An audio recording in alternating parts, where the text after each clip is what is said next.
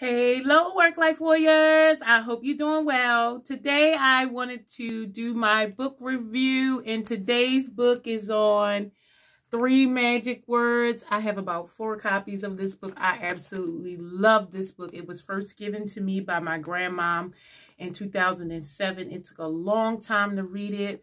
My understanding wasn't quite at the level to be able to unpack it. But when I finally got through it after 5 years, it changed the way I thought. And now I like to read it every year. It is one of my books that I read every year to kind of refresh my thinking. And I absolutely love this book. I recommend it to anyone.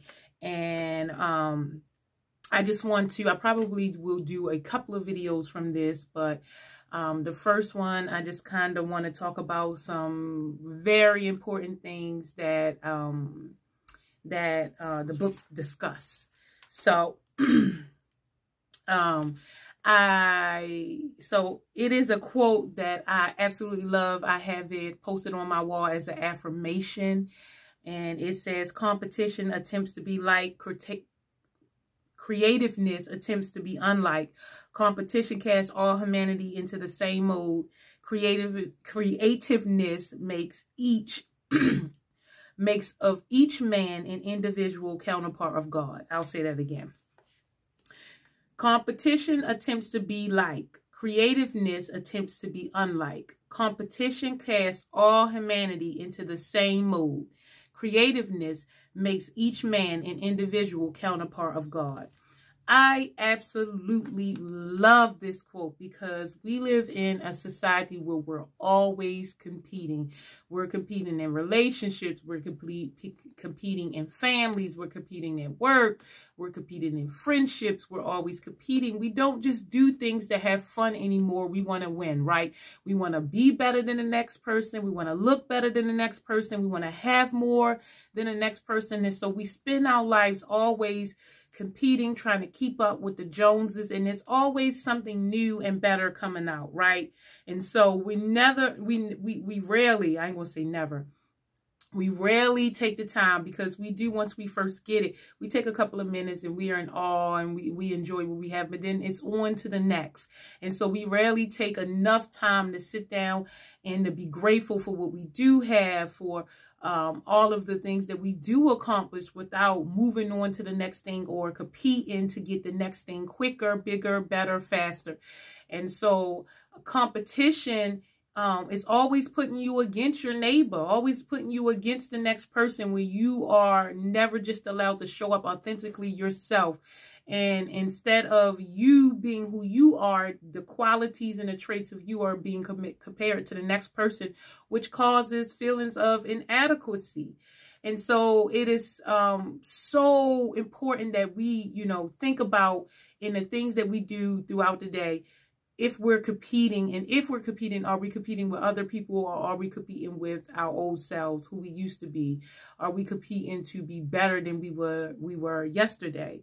If that is not the case, then you are conforming. You are being cast into the same mold of all humanity, which means that you'll end up where most of humanity ends up. Well, all humanity ends up dead. But I'm saying, when you decide to compete, you end up where the people who compete end up. And for the most part, the people who compete, with each other over things that don't matter, or the things that won't necessarily get you ahead, we all end up, not financially independent. And so if you want to, have the financial independence that you seek, or you want to have the life that you seek, or most importantly, what I seek is being the master of myself, of knowing myself. And that comes with me stop competing with the world, because the world isn't competing for you to know yourself. It's for you to not know yourself and be distracted by others.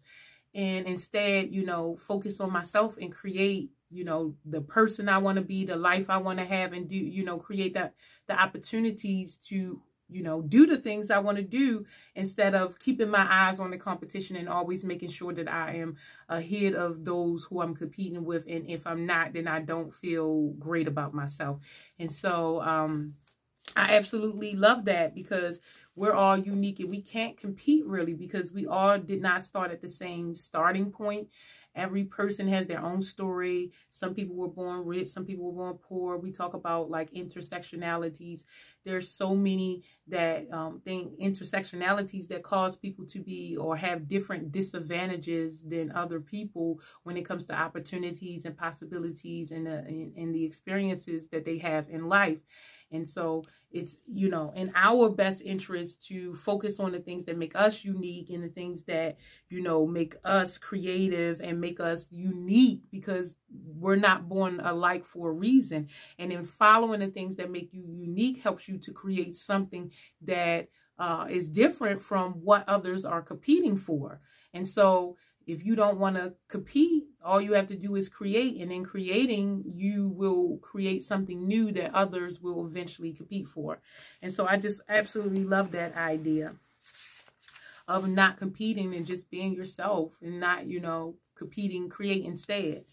And so another one, he talks about there will come a time, an hour, perhaps a moment where you will feel a flash inside of you when suddenly all the world will assume a shape and a mold that will seem divinely inspired for you alone. And that is what I wish for every person who has ever lived or will exist, is that you have a moment where you feel that love, that nurture, that protection from source, God, universe, whatever it is that you believe in, where you feel like this experience is happening for you. It is a beautiful experience. It is a counter experience as opposed to life is happening to me, where we always feel so powerless that we can't do anything to change our circumstances or the things that are happening around us. But we absolutely can. And when you decide to create, in creating will give you the opportunity to, you know, make you feel like you are co-creating with the world, and that everything that is happening for you and not to you or against you. It is meant to help you grow, to develop, to, you know, stretch, to expand, to be the person that you always wanted to be, to have the experiences that you always wanted to have. And so to have that experience and to try to have it as much as you can, to me, means that you have to practice gratitude. And I practice gratitude. I'm grateful for all of my experiences. I try to practice gratitude throughout the day. I try to be grateful for all the good, the bad, and anything in between.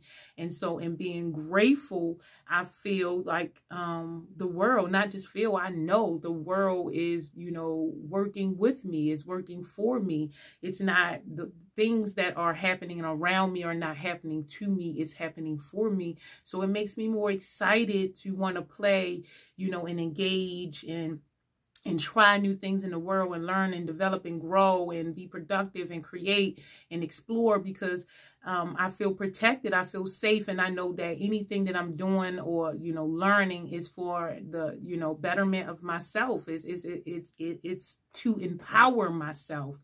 And so I just really love that idea. And so the last one I want to talk about in this video, because I don't want to make it too long. I could talk about this book all day long. But the last one I want to talk about is it's talking about the conscious mind and the unconscious mind. And it's talking about the conscious mind is a recorder, an analyzer, and a filer. It records sensation at the level of pain and pleasure. It analyzes this sensation according to the circumstances what caused it. And it files such sensations away under one or two main compartments. Hit it. Recall about pain and recall about pleasure. And when I first read that, it was just so hard to understand, but now I absolutely understand. And I think that you will understand it too after you just think about it. Have you ever been in a situation and you became triggered, and you are comparing a situation that is happening to you right now to a situation that has happened to you in the past, although they're not exactly the same? They may be similar, but not the same. We do this very, very, very often, where we get triggered from a pain response that happened to us in the past. Like, for instance, if you've been cheated on and you discover the person that you cheated on will come home and shower as soon as they come into the house. And you could be in a healthy, loving relationship, and your partner that you're with now just doesn't do that. And then one day they come home and just get it straight. Go and get into the shower. They just get straight into the shower. And then now all of a sudden you're triggered. You're like, that person doesn't do that. I've never seen them do that before. Or are they cheating on me? So while they're in the shower, you start going through their phone. You start panicking. You start trying to figure out exactly what's going on. You know, trying to figure out what's going on. When they get out, you may cause an argument. My little chapstick is hung up. You may start an argument, you know, trying to figure out what's going on, even though nothing was going on. And so, yeah, those types of things, pain experiences of your past, you could bring them into your present moment when you're not aware and when you're not conscious of what it is that you're doing. A lot of times we act in that stimulus pause response.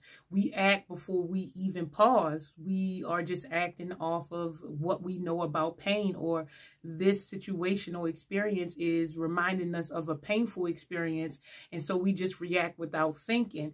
And so the whole idea is getting, you know, control over your conscious mind so that when there's a stimulus, you actually take the time to pause and you decide to respond instead of just react to whatever is going on. You think about what's going on. You go, is this from the what I know about pain folder or what I know about pleasure folder? If it is from the what I know about pain, you know, folder, then you need to do some more fact finding. Is this situation really what I think it is? You know, am I just projecting?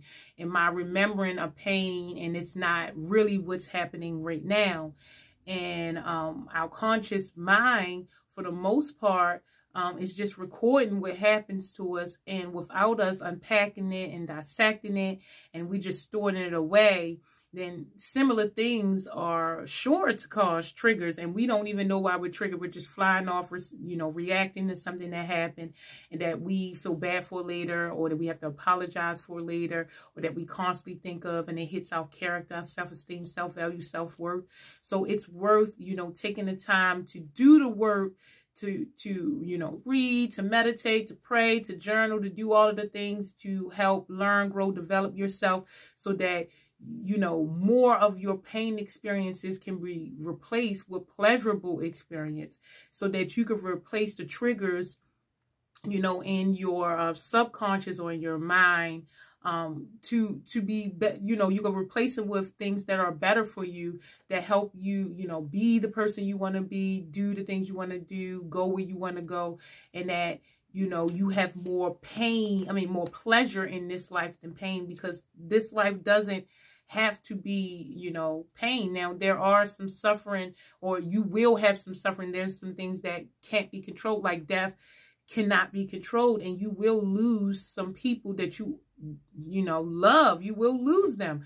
But outside of that, you know, life doesn't have to be only painful. It doesn't have to be suffering. You can make more pleasurable experience. You can have more pleasure than pain.